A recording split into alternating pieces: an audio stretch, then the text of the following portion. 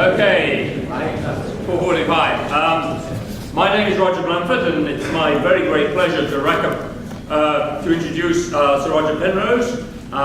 He's the Emeritus Raspall Professor of Mathematics at Oxford, and he's, of course, internationally famous for his consequential contributions to mathematics, to general relativity, to physics, to computer science, and, of course, perhaps most broadly of all, to art. The general relativity, some of which was prosecuted in the 1960s with the late Stephen Hawking, exhibited beauty and technical pioneering work.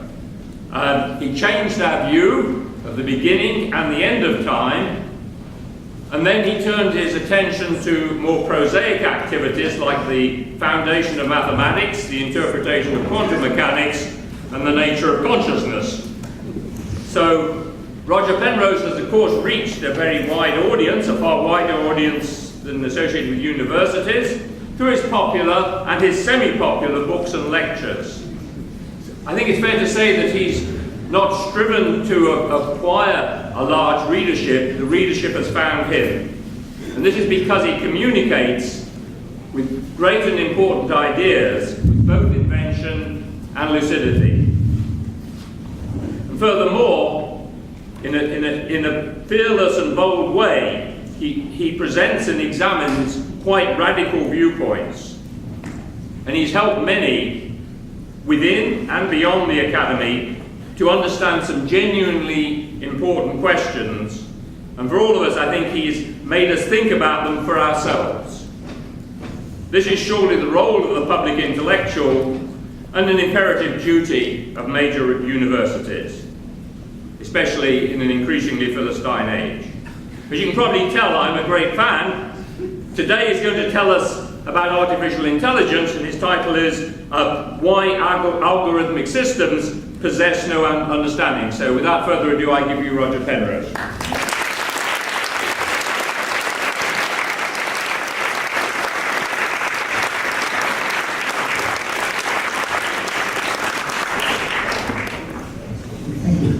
Thank you very much for that very kind introduction. The talk today is to do with consciousness, which is something that's interested me for a long time. I hope this thing's working. Yes. Good. And the things that I have to say today, most of them are not new, and I've said many times before. Sort of the first thing I'm saying, it's not on this slide, it's still a rather old slide, but the main thing which is new is something an idea which I had just 2 days ago, so that's new. At the conference in Tucson about consciousness, I didn't know what I could say, it was new, and then I had an idea. So I'll come to that later on.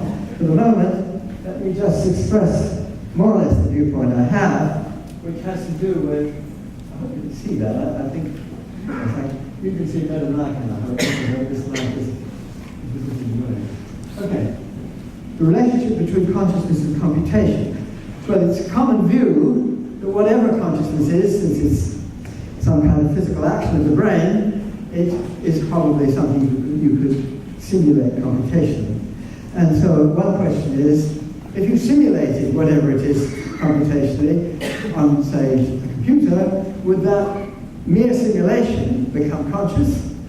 Or the other way around? Well, the first question is what consciousness is something you can simulate? And if you can simulate it, does the mere simulation become conscious? Well, I'm not even really going to talk about that question, because my own view is different from that. I'm taking the view that whatever consciousness is, it's not something that you can simulate computationally. Now, this is a bit outrageous to say something like that, especially if I'm giving a talk on AI, where AI is about simulating what we call intelligence. I'll come to that in a moment. Anyway, just my point of view. I have to apologize that I can't really read what I've written here because I have an eyesight problem, but I think I more or less know what it says. And it says something very different from what it says on the screen that will tell me. Anyway, so I take the view, though, that what is happening when consciousness is occurring within us is something in accordance with the laws of physics. So I'm not saying it's something which comes usually out there somewhere and is some mysterious thing which is outside physical laws. That's not what I'm saying. But I am saying that it's pretty well outside the laws that we know, that they are limited, and this is a big statement, that the way in which consciousness would be, if we constructed an object which was conscious, and I'm not saying we couldn't do that, I'm saying that probably we could if we knew exactly how to do it, we would have to invoke something that we don't yet know about properly in today's physics. Now, one of the key issues is a sponge there, it's up on the screen. It doesn't move when I move the transparency, it's somewhere on the device. All right, that's good. Yeah, anyway, one point. See, when I talk about AI, we talk about the I stands, of course, for intelligence. So the question is, what is intelligence? Well, intelligence is a word I would like to define, nor would I like to define the other words that appear here, which I can read them. Well, what are the other words? I remind myself. Understanding is one of them, and one of them is consciousness. So I will take the view that whatever intelligence is, it ought to be able to do understanding. I mean, you wouldn't say of an entity, some entity, object of some kind, that it's intelligent if it doesn't understand things. It's understanding whatever that means. I'm not defining any of these three words, but I am really expressing a connection between them. I'm saying whatever is intelligent, whatever does understanding ought to be, I mean, the intelligent thing ought to be able to understand things. And I'm also saying that something which understands something, you would normally, in the normal usage of language, say that it would be aware. You would say that, I mean, you say after your computer that it understands or doesn't understand something, but that's a sort of anthropomorphic way of talking about things when you don't really believe it. If it was aware, then you might say it understands or it doesn't understand. But in the normal usage, one would say that something is understands something would have to be aware of. So there is this connection I claim between intelligence and consciousness, and I'm trying to say that understanding is a key thing. That understanding, well, let me give you an example. This is something which is new in the sense that I prepared it for the talk in Tucson. It's a chess position. It's something which, I hope you can see the whole thing. White is going up the board and black coming down, as in the normal conventions. If you look at that position, if you know anything about chess, it doesn't take you long to realize that although black has two extra bishops, or three extra bishops, and an extra knight, most of these pieces are sort of trapped in here, and it doesn't take you long to see that they can't get out. So none of those pieces can get out. The only thing which is free to move is the bishop, and the bishop can't do anything because if you look, you see that it's on the white squares, and nothing on white is on the white square. So as long as the white king keeps on the black square or orange square, it's not going to have any trouble with the bishop. So it's obviously a draw. Any human being reading this who knows about chess would judge this as a draw. Now the question is, what happens when you give this to a chess-playing computer? And it was given to Fritz, tuned, well, I think to grandmaster level, and it formed the opinion. I wouldn't say it thought, that's part of my claim is that it doesn't think, but it provides the opinion that it's a win for black. Now, so I'm not surprised by that, because it can move things around randomly and they don't do anything, and then well, how does it judge the position after it moves, whatever it is, 30 moves, whatever it can do? It just counts pieces or something like that, and it's got black's got more pieces, considerably better off from that point of view than white is, so it judges it as a win. Now this is its downfall, because you actually give this position to Fritz, and it plays around, and after a while it makes a completely stupid move. It either sacrifices the bishop, or it moves it out of the way so that the king can take the pawns and get rid of them. Now you say, why on earth does it do anything so stupid? I mean, it's going to lose if it does that. It's going to lose because then the white pawns can move out and make three queens, and three queens are certain, well, two queens are enough to checkmate the black pieces, the king, but two queens, you see, that's obviously hopeless. Well, why does it do that? Well, it does that This is the only thing I knew. I know very little about how the thing's programmed, but the only thing I did know was that if it's getting to the point where repetition of moves or whatever it is going to be a draw, it's going to stop the draw at all costs. So because it thinks it's winning, it tries to avoid the draw, and in avoiding the draw it loses. So I just give this as an example, because any human player who knows really anything about the game of chess will see that it's a draw, and to lose that game for black is a completely stupid thing to do. Okay, I'm not saying that it's, obviously can play very good chess, but this kind of position is something that would never come up in a game. It's not an end game, it would never come up. What you see, it doesn't have to take long to look. You see it's got 3 bishops in the same color. How did that come about? Well, a chess problem has got to be such that it's a legal position. Well, it is a legal position. It's just produced enough pawns to the back and converts them into bishops. And you can get into this position legally. It's just you wouldn't do it without both players behaving extremely stupidly. Anyway, I'm just giving you this as an example to demonstrate that whatever Fritz does, I suppose we know what it does more or less, whatever it does, it's not illustrating that it understands the game of chess. It doesn't require much understanding to see that this game is a draw, and to lose it is something completely stupid. Okay, well that's all right. It doesn't really tell you very much, and that's a bit of fun as far as I'm concerned, really. It's not the reason that I believe that whatever consciousness is, or whatever understanding is something which is not computational. And the reason, it's a view I formed when I was a graduate student in Cambridge, and I went to lectures by Dirac and Bondy and a man called Steve, who told me about Gödel's theorem, about Turing machines, and I found it, the logic very exciting. Now the thing is that chess is a finite game, and any finite game isn't going to tell you too much, because the more and more powerful the computers get, the more they'll be able to run through all the possibilities and maybe behave in a way which looks as though it's intelligent. So you've really got to go to the infinite. Now, sometimes people think, well, how can you really think about the infinite? Now, I think we're better at thinking about the infinite than computers are. That's, in fact, demonstrable, really. But this is where the differences really start to show up. Now, you might say, how can we think about the infinite? Well, we all know things about the infinite. We know, for example, that if you add 2 even numbers together, you get another even number. Well, that's something about all numbers. So that's something about the infinite. So we all know something about the infinite. We're pretty convinced about something about it. So, okay, it's not something we can't think about, but it is something in the way computers come to. Well, how do computers deal with the infinite? Well, a Turing machine deals with infinite. This is our cartoon, really, to illustrate a Turing machine. The point is the machine itself, that's here, is a finite thing, but it has, in the original Turing description, a tape, which is infinite. Well, the point is it has an ability to, it's not limited in the amount of information it can store. So it might be that the tape is completely blank from here onwards or from here onwards, but it has the potential to accommodate a number no matter how large it is, even though everything at any stage is finite. But anyway, that's an idea of how a Turing machine deals with the infinite.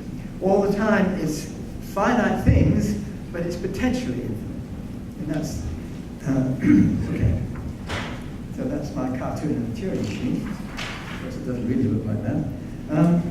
Now, kind of one way that we think about the infinite is something you learn at school, ordinary mathematical induction. Suppose we want to prove some proposition P, which depends on a natural number. When I say a natural number, I mean a number 0, 1, 2, 3, a whole number which is not real. 0 or a positive whole number. So 0, 1, 2, 3, 4, etc. So if you have a proposition which depends on a natural number, and the process of induction, very familiar to people, is that if it's true for 0, and if it's true for n, it's then true for n plus 1. Those are 2 finite things you might be able to prove, and then that tells you it's true for all numbers. So by doing 2 finite-ish things, you can prove something about an infinite number. Okay, so that's That's, well, first of all, the algorithmic, I'll say something about that. That's based on this way of treating the infinite. Okay. Now, here's the little problem. It's the theorem due to Gödel, which is well known, but people often present it not in the way. See, when I went to Cambridge, before I heard of Gödel's theorem, but I heard that it was something which produced theorems that you couldn't prove. And I didn't like the idea of that. I didn't think that you could prevent things that there's no way of seeing whether they're true or false. And now I learned from Steve that that's nothing like what it does. What it does is much more the following. If you've got some system of rules, I call them R, which you could put on a computer to check whether the rules have been applied correctly or not. So that's what I mean by computational. There's a set of rules, which you could write down on stretch using standard symbols, and the computer can decide whether or not the rules are correctly applied. Okay, that's the only thing computational about the rules, if you like. Now, what about the rules? I should say this is Turing's version of Gödel's theorem, so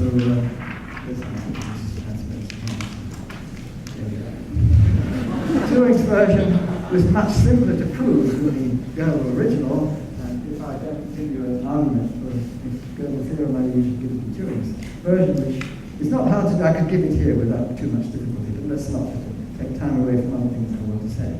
So what does Gödel do? He presents a particular statement dependent on these rules, what's called G of R, which has the property that, first of all, it's not derivable from the rules, and secondly, it's true, provided that you trust the rules. Now you see, if you're going to use the rules as a way of proving statements, then you must trust them. I mean, there's no point in having a lot of rules and you go through some great rigmarole and it says true or false, if you don't believe that those rules are only giving you truth. Otherwise, what's the point of the rules? So that belief in the truth of the rules, or understanding of the rule, or whatever, that understanding of why the rules work, is something that transcends the rules themselves. Because that understanding that the rules only give you truths is what you use to establish that G of R is actually true. So you know G of R is true by virtue of the fact that these rules are not inconsistent, or that they don't prove 2 equals 3. If you know the rules don't prove 2 equals 3, then you know G of R is true. But you also know, by the way it's constructed, this is not derivable by the rules. And when I first saw this, I was stunned. It seems to me that our understanding transcends the rules, whatever those rules are. And that's certainly true if it's rules you know. Now people, I mean, this is an argument I made in the Emperor's New Mind a long time ago. And the main catch, of course, is the rules might be things, we have rules in our heads, which we can't possibly know. I'll come to that in a minute. But if they're rules that you can know and believe, then you can transcend them. And that's what Gödel shows. It's an amazing thing. I'm completely stunned when I saw that first. Now, I want to give you an example. As I said, I could give you the proof of that, but I don't want to waste time on that. I want to give you something else, which is an illustration. I did give you the piano arithmetic, the induction thing. What I want to give you is something which you can't prove using induction. But yet I can explain it to people. It's a very nice example because it can be explained to people who don't know much mathematics, but nevertheless it's stunning. Let me show it, cover something up. I think that's probably the best way of doing it. Think of any natural number. And I'm going to choose the number, what is it here? 1037. Could be any other natural number. First thing you do is write it in a binary form, ones and noughts. And what does that mean? Well, it means that the ones stand for powers of 2 which are there, the zeros are powers of 2 which are not there, and you add those powers of 2 up. It's a sum of distinct powers of 2. That's writing it in binary form. Okay, so you write it in binary form. There it is. Now, you say, well, okay, you haven't really finished because that first 2, well, you've got their powers themselves. So you should write these powers also in binary. So it's 2 to the 2 to something. You can read it better than I can. And you write those, and you keep on going until you exhaust yourself. There might be some other numbers which weren't written in powers of 2, and then everything is written in powers of 2 when you finish. Okay, including the exponents, and the exponents of the exponents, and the exponents of the exponents, and the exponents, and so on. Okay, that's good down for now. Okay, now I'm going to tell you 2 procedures, A and B. Now what is A? A is replace all the 2's by 3's, the number gets huge, much bigger than it was before. And the second operation is B. B is subtract 1. Okay, here when I subtracted 1. Now I do it again. I replace all those 3's by 4's and subtract 1. And then I replace all the 4's by 5's and subtract 1. Well, what happens? What happens is the numbers get bigger and bigger and bigger and bigger and bigger. And the color coding is more or less what happens there. I hope it's all right. I have to make sure what I'm covering up here. They go up huger and huger, and you can read those numbers. The numbers get enormous. And they got enormouser, enormouser, until finally you end up with 0. So that's a real tortoise and the hare. The hare, of course, is the raising of the powers. The tortoise is ultimately wins. Now, I'm not going to prove it to you. If you know about transfinite induction, you would see it at once. I'm not going to give you that because not everybody here probably knows about transfinite induction, and I don't want to bother you about that. But I would recommend. We can't see the bottom part. I'm so sorry. You not zero. Never mind. Let me tell you. That's just a statement which says it was proved by Paris and Kirby that this theorem, due to Goodstein, which is you always get to 0, is not derivable by mathematical induction. So you have to use a form of understanding which goes beyond mathematical induction to prove it goes to 0. But I'm not. You can get the idea of it if you start. Well, you can try 3. It comes up and then comes down at once. Try 4.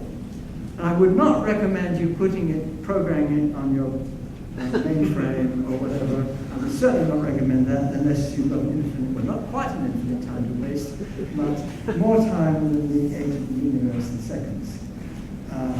It's amazing how even 4 gets you so huge that you couldn't put it on your computer to find out just directly. Whereas, if you look at what happens when you try, just try it before, you see, yes, it is going to come down, and it will go to 0. So your understanding of what's going on transcends the ability just to do the computation. So even with 4, and of course it takes more insight for another one here, but this is just a demonstration that understanding can, under the appropriate circumstances, do something that brute computation gets nowhere close to doing. Of course, it doesn't tell us that in our brains there might be an algorithm which is telling us what's true and what's false. Now, my argument against this, I had a book, Shadows of Mind, which got very complicated and trying to address all sorts of arguments. After a while, I got fed up with this. People sort of complained. I thought it would deal with all the arguments and everybody would be happy. It would do nothing of the sort. People complain about everything I said there. So I prefer a different way of looking at it, which is natural selection. I mean, any algorithm which could cope with the Goodstein theorem would be something pretty sophisticated. It would not be something that could conceivably come about by natural selection. That's the point I'm making. Here we have there's a mathematician in the foreground. His various cousins are making mammoth traps, growing crops, and all sorts of things, domesticating animals and things like that. But he is just playing around with his theorems without noticing the saber-toothed tiger, which is about to gobble him up. So the argument is that being a mathematician doesn't have much of a selection advantage. I think that's true now. I'm pretty sure it's true now as it was in the early days. But okay, it's not having some wild, complicated algorithm in our heads which we believe in, which can prove Goodstein's theorem, or see that the fall comes down and so on, that sort of stuff. It's very hard to see how such a thing could have come about by natural selection. Yet, what is not so hard to see is that understanding whatever it is something which all these other cousins of this poor chap are doing is strongly favored by natural selection. So a general quality of understanding, whatever that is something which I well believe was favored by natural selection. So the question is, what is understanding, and how am I getting more insights into it? Well, as I said before, it's something which needs consciousness, I claim, and so the development of consciousness was something to do with understanding whatever it is. Now, this is probably upside down because I can't see it. Oh, that's upside down? No, this is upside down. No, it's fine. Oh, that is right. There are three ways it could be done. There are three ways it could be wrong. Is that right? Thank you. I hope you can see that. Up to about that. That's just the argument I said in words. So, natural selection, sure, that could operate on a general quality of understanding. It doesn't tell us what that is, but I claim it tells us whatever it is, it's not a computation as such. Certainly it's not a computation powerful enough to deal with the good stuff, even for the number 4. Now, what is it? Well, I hope that's the right slide. It's to do with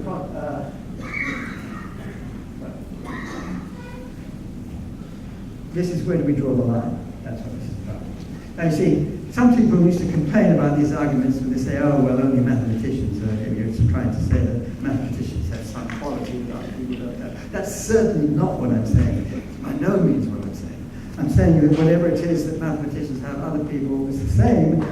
Understanding, it might be a little bit more developed in certain respects, but that's not saying it's a different thing. So what I'm saying is mathematical understanding, yes, that's, I claim, something outside computation. And not just mathematical understanding, but human understanding, human consciousness, you see, animal consciousness. You see, I think all these things are on the same side of this line here. Whatever they are, I certainly think animals, or at least a good deal of them, many animals are conscious. They behave in ways that seem to be pretty well like us. Maybe they don't talk as well as we do, I hope, and things like that, but nevertheless, they do seem to have a lot of understanding, and I think they're conscious. I don't know whether slugs are conscious or not, but that's some great way down, I'm sure they are. Life, well, I'm not sure life's all conscious. I don't know about trees, whether they're conscious. But one of the things I'm going to talk about later are microtubules, and microtubules.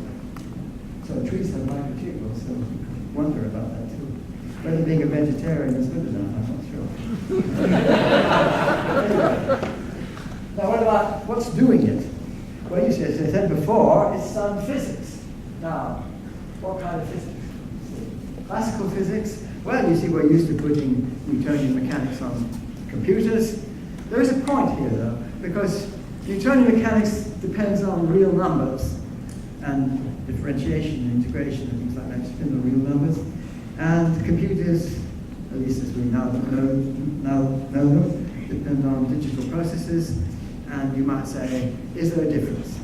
There's a good question in that. I don't think that's where the problem lies. You can certainly approximate continuous laws by digitized laws, and you do that all the time in physics and astrophysics, and get very good answers.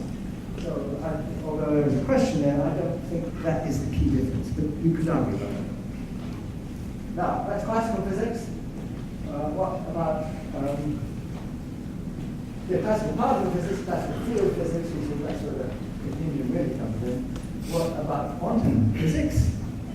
And you see, quantum physics, I'll come to that in a minute. The question is, what's the last line?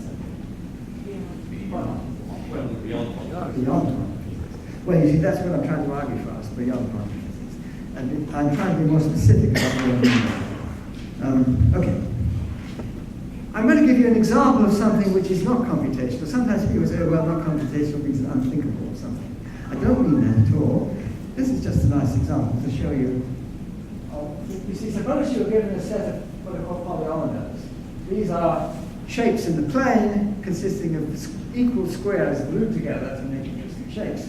Then you're going to finite set of those things. Question, can you tile a plane without any holes, without holes or overlaps with those shapes? And there is no algorithm. It's not there's no known algorithm. It is known that there is no algorithm, which will tell you yes or no to a general set of tiles like that. And that depends upon things like this. These three tiles on that set, I made these up, but they have the property that they will tile the plane, but only in a way which never repeats itself. And if you look at that pattern there, it's useful if I've got two, because I can put it on the other one. and go away, and half the audience could be staring at that to see how that's done. It's not something it's at all easy just by looking at it. It does tile the plane, but in a way which is very, very complicated to see, and it illustrates why this tiling problem is complicated. It's not just complicated, it is non-computable. And it could be, you could imagine a universe, a toy universe, which depended upon the tileability of the planes, and I designed one, but it's not a very interesting example. The key point is that the tiling problem is not computable. You cannot tell. I mean, you could produce an algorithm which would tile with these three tiles, but that same algorithm would work for lots of other sets. It's not universal. Okay. Now I'm going to talk about quantum mechanics. Now, quantum mechanics, I thought I might have brought my mermaid picture with me like this, but still I can use this slide, which is really the same point. We have the classical world and the quantum world. Well, some people would say they're all the same thing. There's quantum mechanics is true all the way up, all the way down. I'm trying to argue that's not true. It's not the way we do quantum mechanics. We know that macroscopic world seems to behave pretty well classically when you get down to small things. And when I say small things, you've got to be careful about that, because you could have things which are very widely separated and are part of a quantum system. They're small only because the mass displacement is small. And there was recently a Chinese experiment where they had something up in space, and it showed quantum entanglements over thousands of kilometers. I can't remember now. It's certainly a very large distance. So I'm not saying small in that sense. I'm saying small in another sense, which I'll come to shortly. So quantum mechanics is to do with things which are small in another sense. Now you see there is a sort of procedure in quantum mechanics. In quantum mechanics, the trouble with quantum mechanics, or one of the troubles in my view, is not just that nobody understands it, but that it's itself inconsistent. And that's a bit more serious. You see, you have a procedure, say the Schrodinger's equation, a unitary evolution, which tells you how the quantum state evolves. You know what it is at one time, and it's a computation of continuous parameters, never mind about that. A computation is what it's going to do later. But then what it does later may not be what you're interested in, because it might be a Schrodinger's cat, which is, you look at it and it's not dead and alive at the same time, it's either dead or alive. So my claim is that you have to bring in the second procedure of quantum mechanics, which is making a measurement. Of course, this is the bugbear of the whole subject, of making a measurement when you've got a measuring device, and Laura and Heisenberg sort of say, well, you treat the measuring device classically, well knowing, of course, that it's a quantum device just like everything else, and so it's made of the same ingredients of everything else. So why does it suddenly say yes or no with a certain probability instead of saying yes and no at the same time in a superposition, which is what it would do if it followed the Schrödinger equation. So the procedure of measurement is inconsistent with the procedure of unitary evolution, and that's just in the subject. Of course, you might say, well, if you take many worlds and go off, everything is in superpositions, but it doesn't help us very much with the world that we supersede, which seems to be one world. And many worlds, it's not really many worlds, it's a superposition of all sorts of different worlds, so it's even worse than that. Anyway, so we have these procedures. I'm pointing in review for the quantum mechanics evolution, unitary evolution, R for the reduction of the state, and C for classical equations. And that's, you see, the quantum world is U, and the classical world does C. And then we have this measurement process, which basically classicalizes a quantum system which is too big. And that's the way it seems to work. Now you see, what about and relate? How does this work? Classical physics, sort of deterministic and computable, presumably. Quantum physics has these two pieces, the reduction of the state and the unitary evolution. Unitary evolution is deterministic and computable, and the reduction is the way we treat it, it's random. And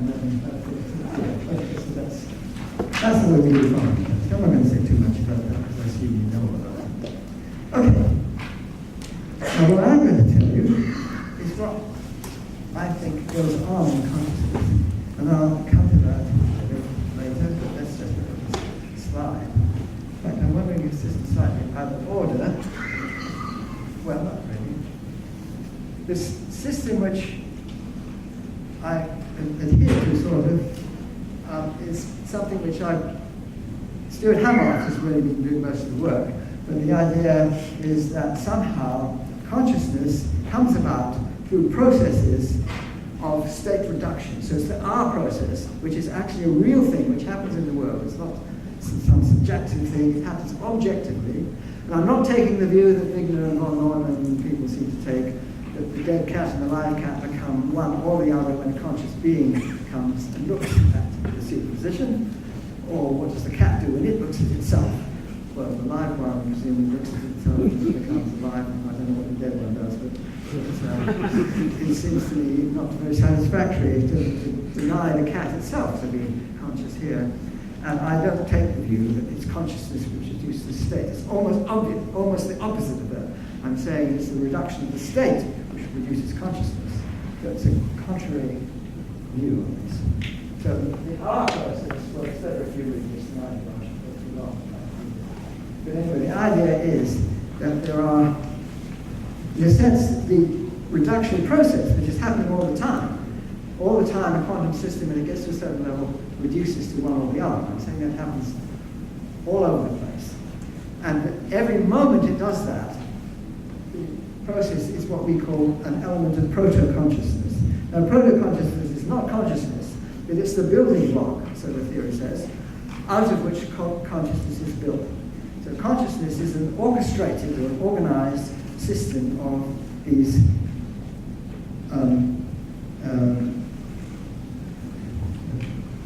what's the word? I just used it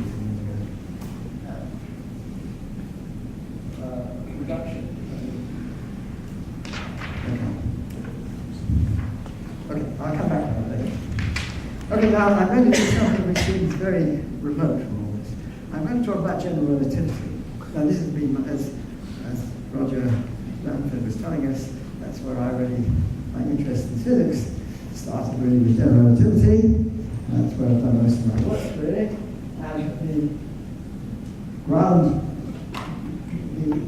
the basis of general relativity is principle of equivalence. And here we have sort of Galileo, I don't know who knows whether he actually did it, but he's postulated this, dropping a large rock and a little rock at the same time on the top of the leaning tower, and they drop together.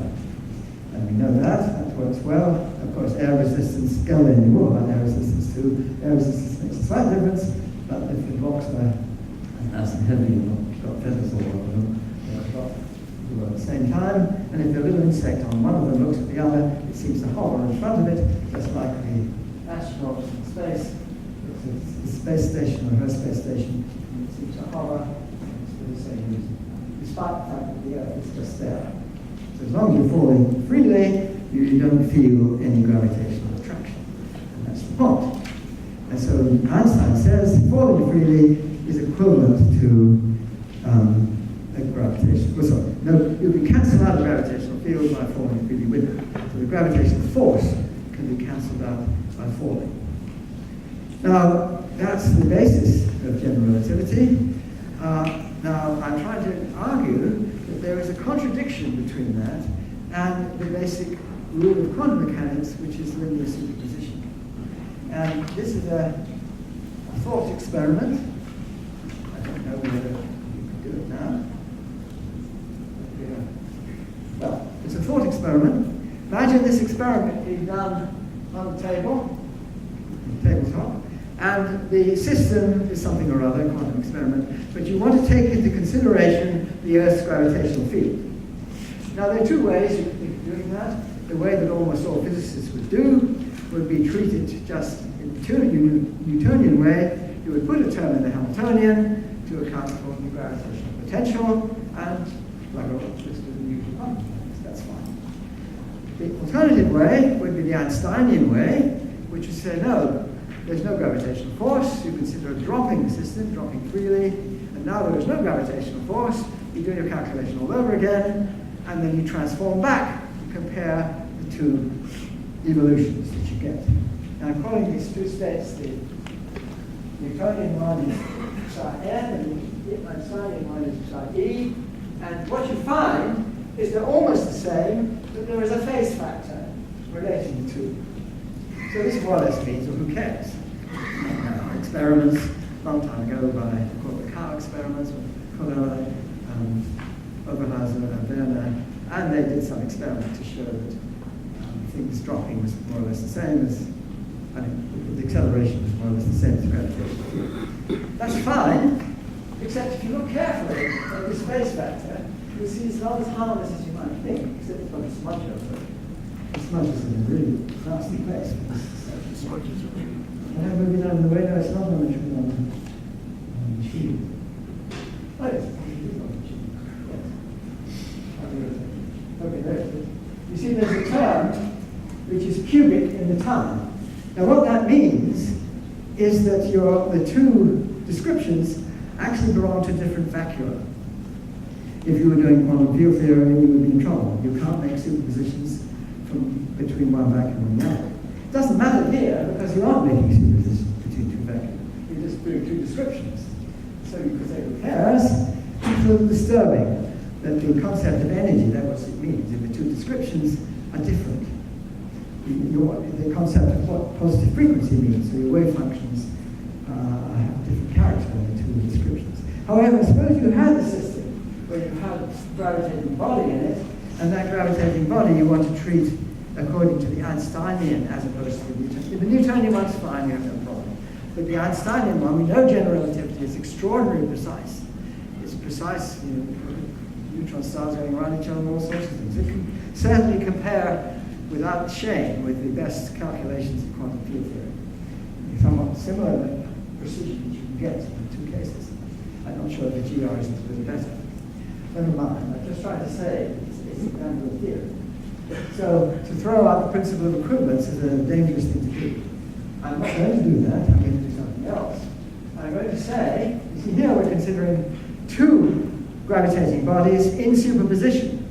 Now you're in trouble, because you'll use one of the psi's over here for one and one for the other. And the Einsteinian psi's are going to be different in these two things. And then you can see what the difference is, and you can see how long the trouble will take to make it a real problem.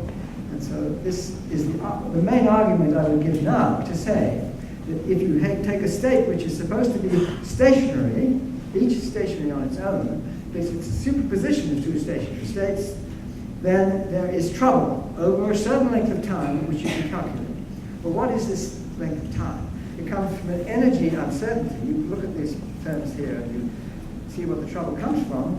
It's a thing I'm calling EG, which is a fundamental uncertainty in the energy of the superposition. And I can describe it to you. In fact, I'll give it to you in a slightly different form by considering a special case of two lumps, or one lump in two locations, I should say, uniform density spheres. And what the EG, in all cases, is meant to be the gravitational self-energy of the difference between the mass distributions in the two states. So you've got a state here, you work out the expectation value of the mass distribution. Another one, you work out its expectation value of the mass distribution. Subtract one from the other, work out the gravitational self-energy of that difference, that is EG. And the claim is that this EG is a fundamental uncertainty in the energy of this system. And then what I'm going to do is to think of the Heisenberg time energy uncertainty principle and say it's like an unstable atom, and you say there's uncertainty in the energy which is inversely related to the lifetime. So I'm saying that this is like an unstable atom. It has a lifetime. It will become one or the other in that calculable time, EG. One of H crossover EG. And you can look at it for uniform spheres. It's quite easy to do. As you pull them apart, it reaches at this point here when there's in contact. It doesn't go much up. So the main point, the main contribution is from superposition to contact. And then there's a bit more when you get up to infinity. The superposition to contact is the main contribution, and that's the claim is that the superposition will only last forever. Okay. Now it's a bit tricky to work these things in detail because things aren't uniform. They consist, well, you're supposed to be uniform, then you look at this kind of superposition. This is the mass distribution here. That's the other for the other place. You take the difference between the two. So that's a straightforward calculation here. But if you look about suppose you're considering the particles. If you're looking at point particles, then you're in real trouble because you don't have to move them just a tiny bit, and you've got infinite EG. But that's the wrong thing to do, I claim. What you should do, I said they're stationary states. You try and work out what the Schrödinger equation would tell you that state should be in detail. Your nuclei won't be points, location. They'll be spread out. In order to make it stationary, all the forces come together in complicated ways. And then you say, well, you get some finite answer. That's what you put it up. And so you could work out, in principle, what the EG is and how long that superposition will last. So that's the idea. Is there an experiment that could tell whether this is right or not? It's just about the borderline of what can be done. There's an experiment which has been people have been trying for a long time, mainly due to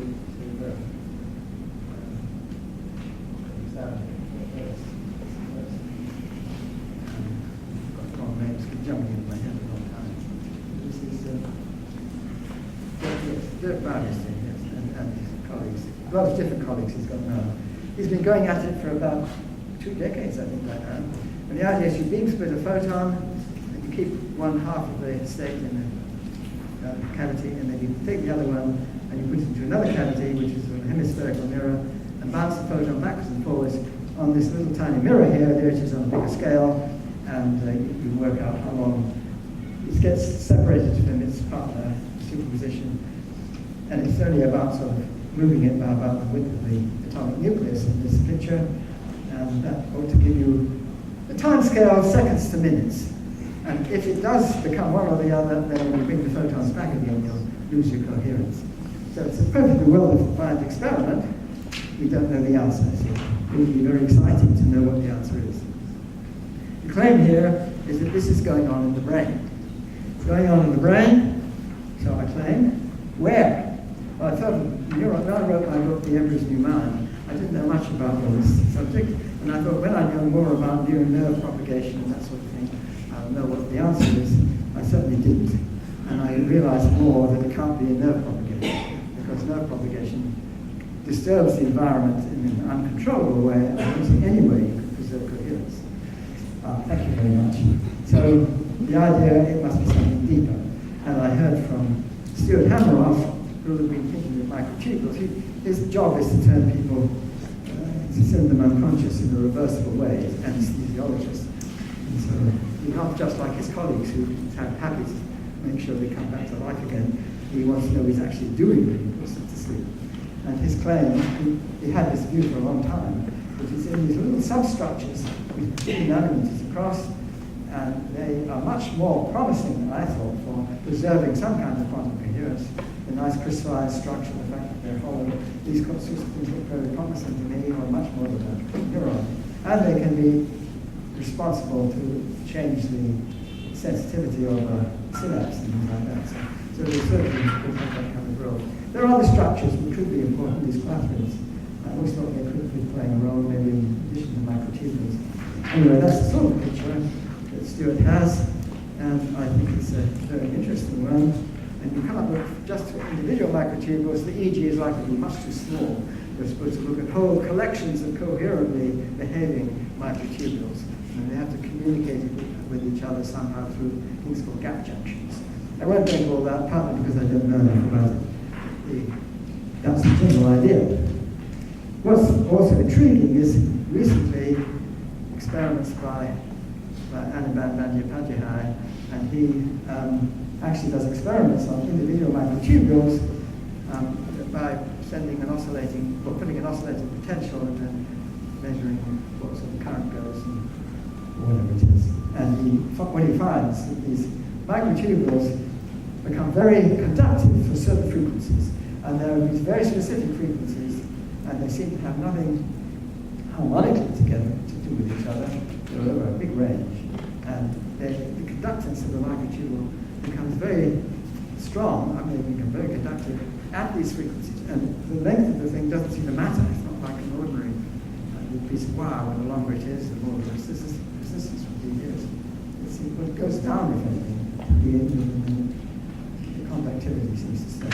Now, I don't know exactly how one uses all that, but it does show us that there is something interesting in going on, which could be relevant to quantum processes. We now know that there are quantum processes in biology. Photosynthesis is the most most famous one now. It depends crucially on quantum entanglement effects. Now I'm just considering here a thought experiment. Here we have a photon which is sitting along here, and here we have a lump of material. It's a pretty uninteresting situation so far. It's only slightly more interesting if I put a mirror in here, put the photon here, and this device pushes the rock a little way along. Now, of course, what I'm going to do is to make that mirror into a beam splitter, and so the rock is now in a superposition of two locations, and you can ask OR, that's subjective reduction, and the time it would take would be this H crossover EG would be an estimate for the time scale for this thing to live to become one or the other. Okay, now this thought we've been having for quite a long time. Another way of expressing this EG condition is the following. This is sort of dramatic, one can think of space-time. You see, as the rock is superposed all together in one place, it makes a lump in the space-time. As time evolves, the two separate, and so these two space-times become separate. They form a sort of blister. And then the bigger the blister, the shorter length of time they can live before one branch dies, according to the theory. The longer the length, if they're very similar to each other, it takes a long time for one to branch to die. And the separation in the space-time volumes, 4 volumes between the two blisters, is a measure of. I've got that up, or is that upside down? That the time when it dies is, roughly speaking, when this volume of blister, the volume of the blister that blister is the difference between the space-time geometries, is of the order of 1 in Planck units. Planck unit being the gravitational, combining gravitational quantum mechanics to get this Planck unit. It's a sort of way of looking at it, which I find handy, because it tells you this Planck scale is important, according to this theory, in the reduction of the state. Now, it's a very, very tiny difference, but then you have to think of Planck time as 10 to the minus 43 seconds. So that's a ridiculously small period of time. So you can make this chain difference between these two much larger, so it's getting more macroscopic. You want to keep it small. You want to keep it small. And it will be small because gravitational constant is small, so it doesn't deform in space very much. Okay, I want to tell you something else. This was the thought I just had the other day. Now, it addresses something very peculiar, not just about consciousness, but let's forget about this theory for the moment. One of the early experiments on consciousness was done by Libet, and he did experiments on people moving their fingers and what happens to the brain and so on. And let me come to the upshot of it all. The person moving the finger willfully was asked, when did that decision to move the finger take place? And there was a little clock, the kind of clock that the person would look at and judge when that decision had been made. And what was found was that whenever that decision was made, there was evidence prior to that something happened in the brain to precede this decision. Now, subsequently, many other experiments have been performed that indicate the same thing. And usually what people say is, oh, well, that's telling us is that free will isn't doing anything because it's already happened. You think you're moving a finger, but something in your unconscious, in your brain, has already said, okay, you're going to move that finger, and you are just the slave of whatever it is going on unconsciously. Now, to me, it doesn't make sense, because to me, consciousness, as sort of I'm trying to say here, is doing something. I mean, this is the view that consciousness is what they call epiphenomenon. It's just hanging on for the ride. Something else governs what you do. It's not a free will thing, unless there's something else about free will. Something else governs what you do. And then a little while afterwards, this conscious perception of, yes, I think I'll do that, and it's already happened. Or the decision to do it's already happened. Now, to me, that doesn't make sense. Because why did nature go to all this bother to produce this consciousness stuff if it's not doing anything?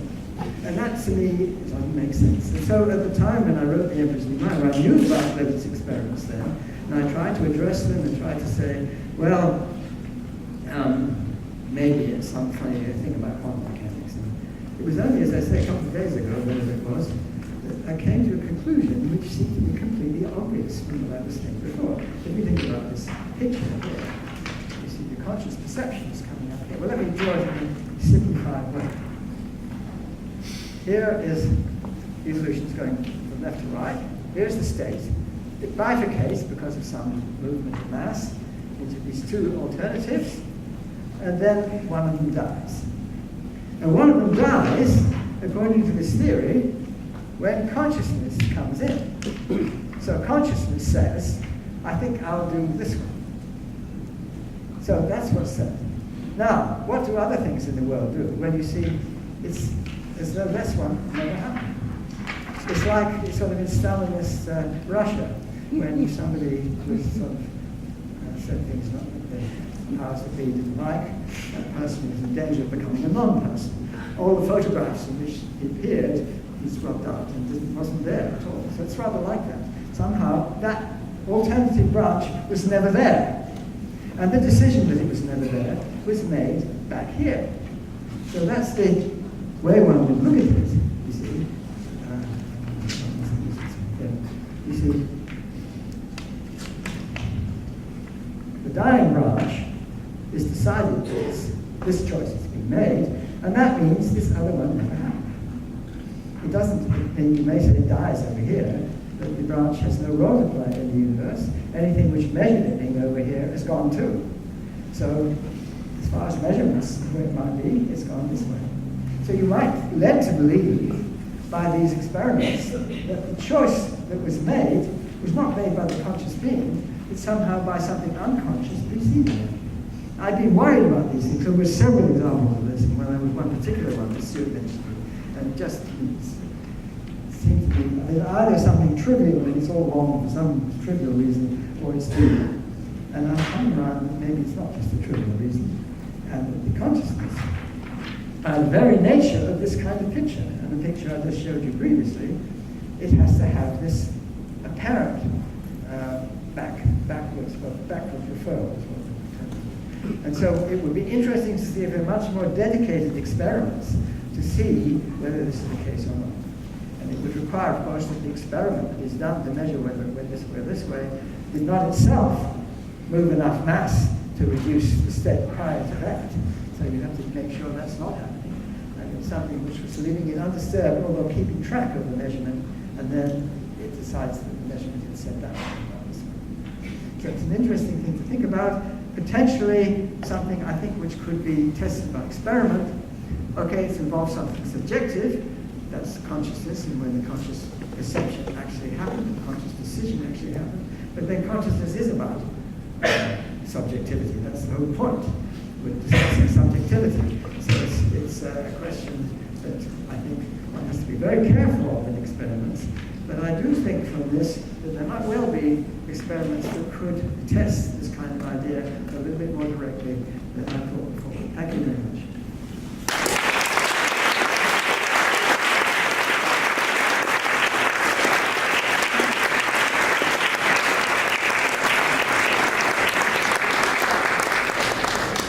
Thank you very much, Roger, for a lovely lecture, and it's been sort of simultaneously erudite and entertaining, wise and whimsical, and pedagogic and provocative. So I hope with that last thought there will be some questions. We have some time for questions, and it would be great if people could give their names before the questions, so we're a very much mixed audience here. Somebody break the ice. I'll break the ice. Okay, great. Which came first? Sam Savage. Which came first, the chicken or the tile you showed us here? The Penrose chicken or the little tiles that you showed us here? Which did you come up with first? Oh, that. The chickens. Or the chickens came first? Yes, if it's chickens and eggs, the chickens are the first. But that was just two pieces, and this was three. So the so chickens are the cats, well, the original ones are cats and ducks. No, the cats and ducks, yes, but there were just two pieces, and this was three. These are three. No, I wanted a polynomial. Because you wanted something that you could put on a computer much easier. Got it. It turns out, if you look at the Wolfram map book, you'll see there is, you can look up my name and you will see there's an example, and somebody in that group made up very proudly had one fewer square than my example. So I'm try to minimize it. Well, I tried to get it down as best I could. If you know the animals, rectangle things, it's based on that.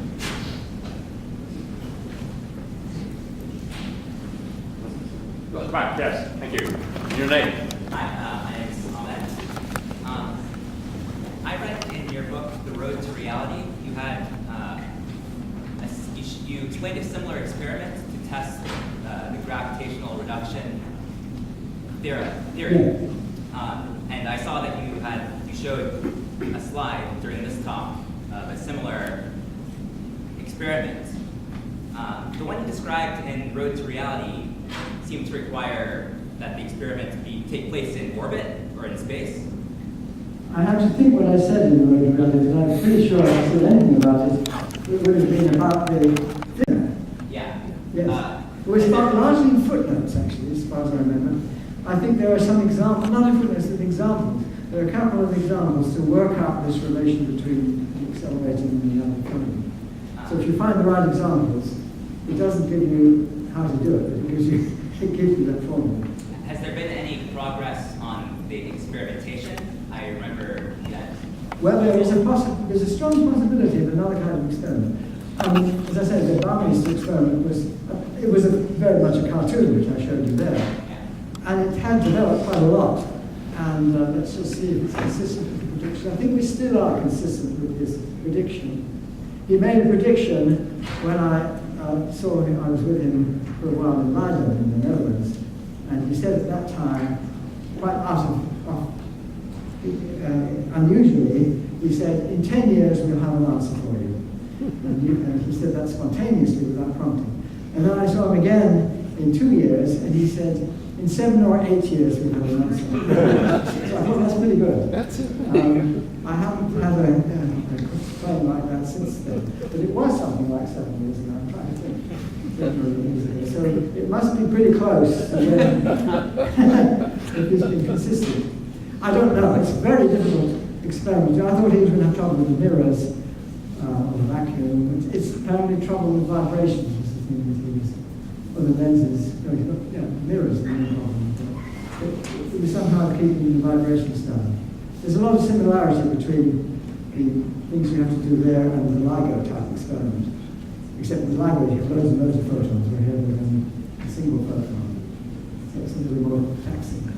There are other experiments. The idea comes from Ben Fuentes, who has done things with boson-Einstein condensates. But one of them is to do with designing gravitational wave detectors. But the thing she's working on now is a version of this state reduction using boson-Einstein condensates. And I think that's quite possible that that would be another route to it. So, yeah, I think it's on the cards that within, say, the next decade, there ought to be pretty good either a confirmation or a refutation of this idea. And that would be very exciting. Excellent. I imagine there will be a lot of arguments. If it shows that quantum mechanics is right at that level, nobody would get very excited. But if it shows that quantum mechanics is wrong, there will be a huge lot of objection. People say that experiment is wrong, this is wrong, that is wrong. So I don't envy it if it comes out the right way for me. I don't envy the people who are working on it. They have a lot of flack in the direction of suspension. Thank you. Yeah. Mohammed Hadidi, can you elaborate more on why unitary evolution of Schrödinger equation and state reduction are inconsistent, and how do you see the inconsistency resolved in the future? Well, I'm not quite sure I've heard what you said. Let me I'll say what I think your question might be. Yeah. No, I would think that, you see, the reason for that thinking is anything to do with consciousness, but apart from this last thing, which is specific to consciousness, and that would be interesting. But the only other reason is what I call the Sherlock Holmes argument. It's a bad argument, but not as bad as what people accuse me of doing, which is that here are two mysteries. They're both mysteries, so they must be the same. I'm not saying that at all. But I am saying that if we don't see it in classical mechanics, and if we don't see it in standard quantum mechanics, where is it? And if we're looking for something which can have relevance to conscious behavior, and if it's not computation, which I claim it's not, then it seems to have to be something beyond the physics we know. And the only thing which is not too wildly beyond the physics we know, and which is at the right sort of scale, is it might be something in particle physics which we have no idea about at the moment. But that's unlikely because that's the wrong kind of scale. Where these objective reduction issues seem to be at the right sort of scale for it to be operated in brains. So it's not a very strong argument. It's more saying, look, when you've eliminated everything, I can't remember the exact quote now, but in Sherlock Holmes, when you've eliminated all possibilities, then whatever remains must be the truth, no matter how improbable. So it's that sort of an argument, which, okay, it's not the best scientific argument, but it is at least a logical argument. So I think it's got to be something important, and I always regarded consciousness as something very important to the way the universe operates. And this is going to be important to the way the universe, which is one level quantum mechanics behaving so well, and the other general relativity behaving so well. And there has to be some way of combining them, and the evidence seems to be that there is some problem with the principle of equivalence, which is from the argument I just gave. And so I think that has to be where it is. But it's an indirect argument, and it would be much nicer to see a direct argument. But I think the last thing I said at the end is fairly direct, because the limit thing has been around for a long time. I certainly knew about it when I wrote The Emperor's New Mind, and no real explanation has come up. People just say, oh, well, maybe consciousness isn't doing anything, it was just something before which did it. But that seems to me can't be the answer. And then you can see somebody who's playing ping pong, you see where the reaction has got to be much faster than the half a second, or whatever it is that the time delay was. So that a lot of that is done unconsciously, I'm sure that's right. But nevertheless, you could see this role for effective backwards referral. But you have to be careful. It must be that whatever detects that thing can't have in itself too much mass displacement at the time, or it will wreck the whole thing. It's got to be keeping that information, if you like, and then revealing it later, but not in making its measurement moving too much material, or it will change the nature of the system according to the scheme.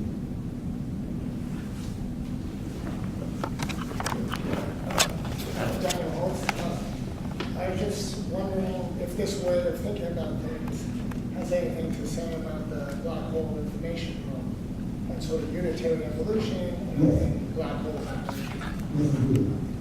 Well, it does. I mean, you might think it's in a different realm, I think it is, of course.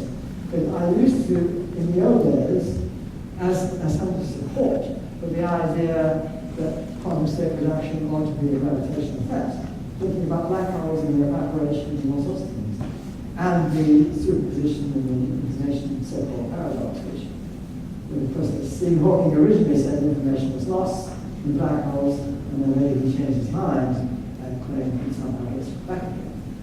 And the simple argument about this is to say, well, if it's a unitary process, you can't lose information.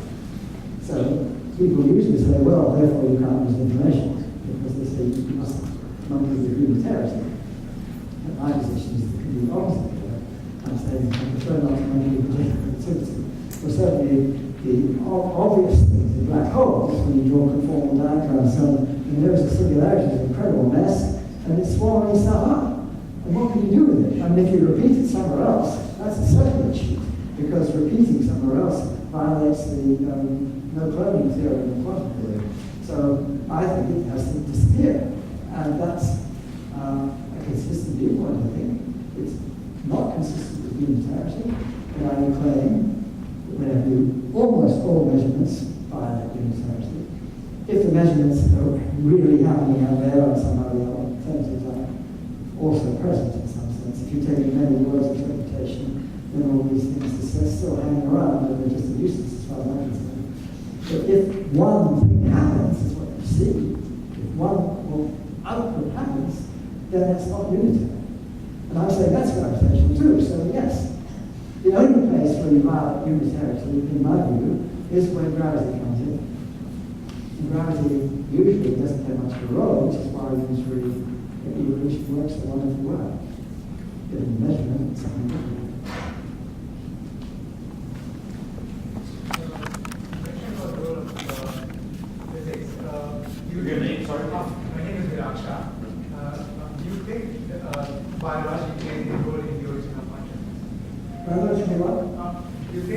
reality plays any role in the origin of consciousness? Or is it The just origin. Well, that's a difficult question. I'm honest. But I think, as I said before, I think it goes pretty deep down in the animal kingdom. I mean, the people who are involved are absolutely convinced that God is conscious. I don't know if God, but I sometimes we have mice running in the house, and we made traps at least, and the kind of spirit I witness. I mean, okay, some of them can go through the plastic container, but that's brute force. The ones that really impress me are the ones that see this trip and step delicately over. And she, I don't know whether it's she, because I think she's feeding all the maybe somewhere else in the house, picks up every piece of food in the trap, over and over this thing many, many times, completely emptying it. And I've seen that. And I just, it's amazing. And I don't think that house can be unconscious. And it knows what it's doing. And I have a lot of respect for the house. At the back. Yeah. Right. No. You're next. Okay, at the back. Hi, I have a question. Give me your name, sorry. Oh, my name's Hope. Yeah. Sorry. So I was wondering why you think that subjective experience is the necessary variable, which is necessary for it to be consciousness that collapses the wave function. Because I've heard of arguments that it's measurement and not necessarily something special about human subjective experience that causes that to happen. So I'm wondering why you chose. Well, that's interesting. But as I said before, I don't think, as one of my own people seems to think, that reduction of the state is the action somehow of a conscious being looking at the stage or become part of it. I'm taking the view that what's responsible for consciousness is whatever is doing the state reduction. Now you say, why? And it's like a question that came earlier. It's not a strong argument. It's just that I don't see any other place that anything that's good to be other than computation. And so I regard it as something. You see, it relates to the idea of free will too. I've been pretty agnostic about free will all the time. Because in a way, it has a role for what we might call free will. But every time the quantum state reduces, it decides which to reduce. Now what does that mean? I mean, if it's just it doesn't have any relation to anything else, it comes out as random. But if it's all connected with some brain which is trying to do conscious things, then the decision has a meaning in a sense. And so we could say that is what, at the level where this decision is being made, it can be spread out over large regions of the brain. That's right, it's not very open. But this is somehow a decision that the conscious being is making at that moment. And the last example I was giving. So it's a way of, it's the only place I can see where anything like free will can be playing a role in physics. There's a place for it, if you like. I'm not saying that's a very strong argument, because I'm not sure what to say about free will anyway. And there are all these arguments people make, like, is it really, I mean, the limit ones, for example, is only choosing whether I press button A or press button B or whatever it is. And that doesn't have any consequence apart from this experiment. Usually people talk about free will, it's a moral choice or something like that. And you have to go away and ponder it for a long time about, is this the right thing to do? So, and that's what people usually talk about free will. It's not a random decision. I'm really saying I don't know to your question. It's rather complicated what I'm saying, I don't know. But at least it's a place for free will. And whether that's good or bad, I'm not sure. It's nice to have it. My name is Alex, and I was wondering, a quantum computer has been proposed as a means of simulating a quantum system, but it's also been shown to be Turing complete, so it can solve the same class of problems as a normal computer. How would you reconcile that with an example like the Transcending induction one, where it's obvious to a human but not to a brute force algorithm? Sorry, I guess the question is really, in terms of like a quantum computer, it can solve the same class of problems as a classical computer. So then how can you reconcile that with an example where quantum computer. Something like that, yeah. Well, you see, it's an interesting question, because people used to say in the old days about computation, they would say, well, if we make our quantum machines fall up computing machines always will come to the quantum limit, and that'll be the end of it, more or less. But nowadays, people don't do that. They say, oh, no, you make use of quantum mechanics, and we do something maybe which transcends what we could do before. Now, I was saying, well, okay, if you've got big superpositions in your quantum calculus, I mean, you may have to watch out that it will reach this way. And so you could say, oh, well, that's your quantum computer won't work. But then there's the potential. Maybe if we really understand that theory, if you make use of it, you could do something beyond what quantum computers can do. I mean, the claim about quantum computers is they don't do things which classical computers can't do. They just do them maybe better or faster or something. That's the claim. But this would be something different. You're saying maybe they can actually do something which requires general intelligence in a sense. And so the claim here would be that you need to go to that point. It's very hard to say much about it because I don't have a theory here. I just said maybe this is the sort of level at which you have to look at something new. It doesn't tell you what happens or what theory tries to govern. And that's a much more deep question. And a very interesting one. It would be really interesting to know what answer there might be. Physics of some sort. Can I just interject a question before we get to quantum computing? There's been a lot of work and attention and success in machine learning in recent years, using neural nets and so on in new ways enabled by more traditional computing. And I think it's fair to say that many demonstrably correct results are produced in ways that are not properly understood at this stage. Do you think, with this sort of new approach, if you like, to computing, that your chess problem could be solved that way? Well, if it really understood. Yes. Do you think it would give the same answer as a Of course, chess the player? trouble with the chess problem is, you know, I'm having to say, oh, well, I can go back and I'm sure I can program it. Yeah. I mean, I can do that. I can say, if you see this chess problem, Yes. Yes. Well, an equivalent one, we say yes, yes. But I mean, that's of course using the understanding of the program. Yeah. Like what you want is something which has developed that kind of understanding of its own. So, yeah, I suppose so. But I think we're an awful long way away from it.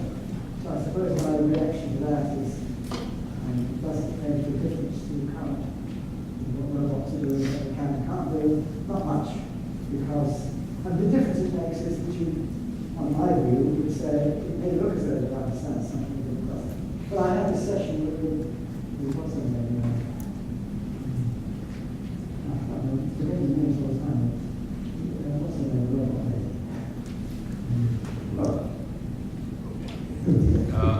Okay. Let's have a help with the Anyway, robot lady. she doesn't seem to have Yes. she didn't answer my questions. Okay. Okay.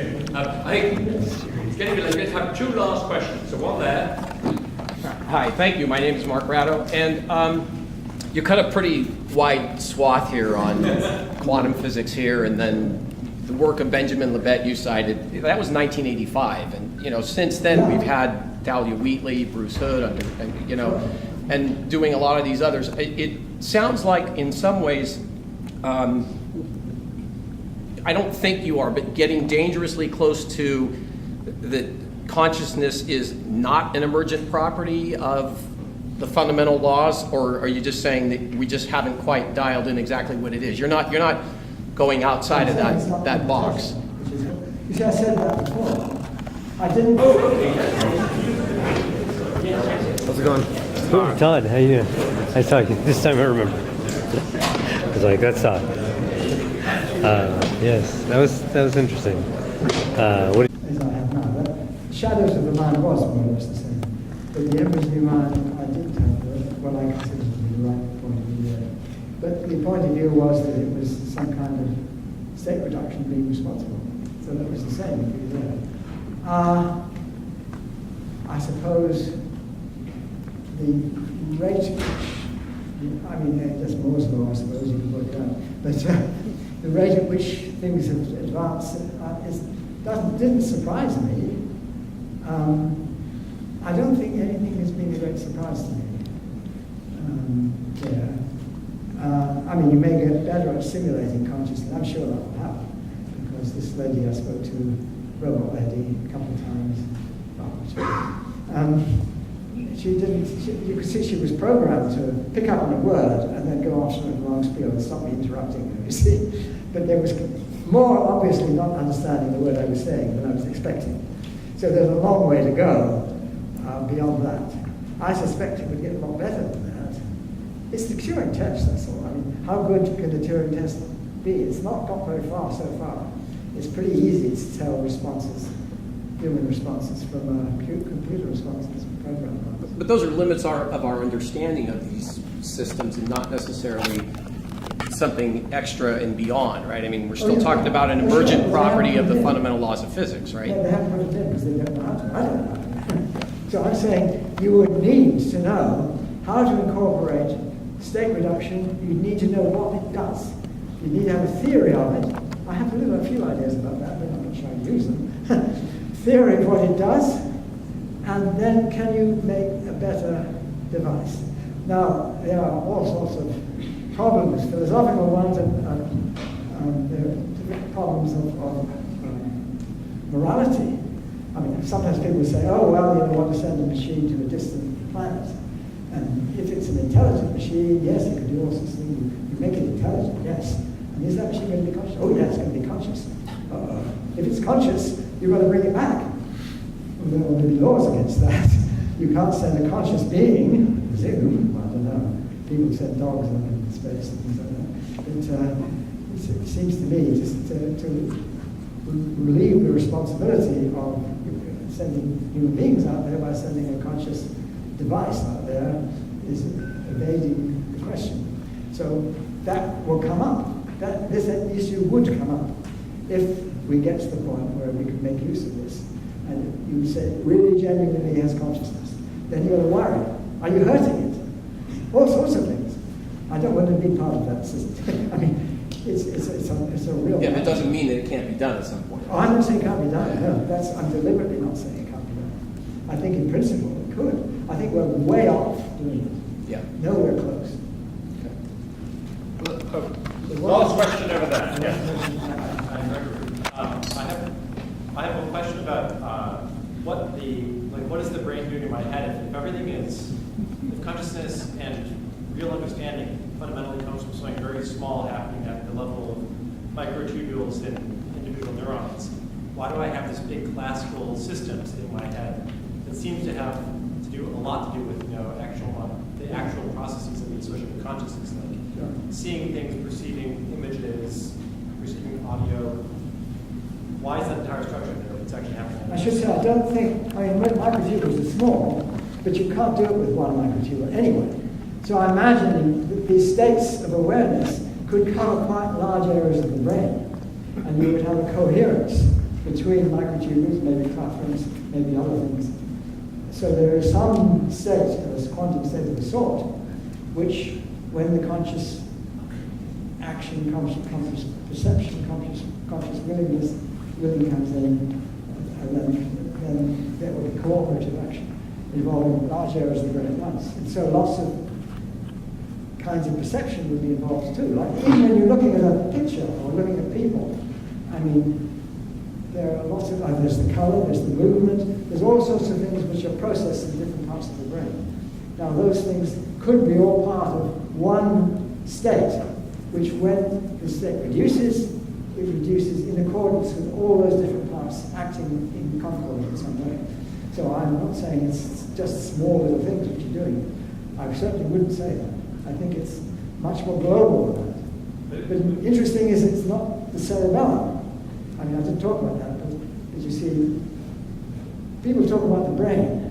And the cerebellum, which is the back here, which has a comparable number of neurons, many, many more connections between neurons, and is apparently totally unconscious. And tennis players or people who play the piano with great skills, it's almost all done by the cerebellum. But the cerebellum is taught, if you like, by the cerebrum. It's like learning a car. When you learn to drive a car, you're thinking about, if I turn it, think this way, what happens? Do the wheels go that way? All that, and then when it gets transferred to the cerebellum, and you can think about something completely different. most of it is done by the cerebellum. And that seems to be pretty well totally unconscious. So you certainly have lots of activity, connections between neurons firing this way and that way, but not being involved in whatever produces consciousness. So there are questions there which tell us that it's not just lots of connections between neurons. You've got lots more of them in the cerebellum in the cerebrum. So it's not just that. Okay. Well, thank you very much for a wonderful lecture.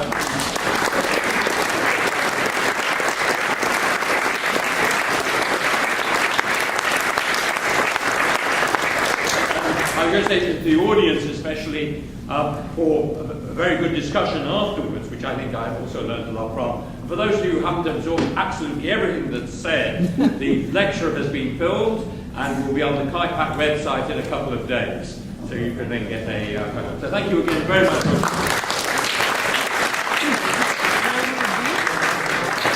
Just search for KIPAC.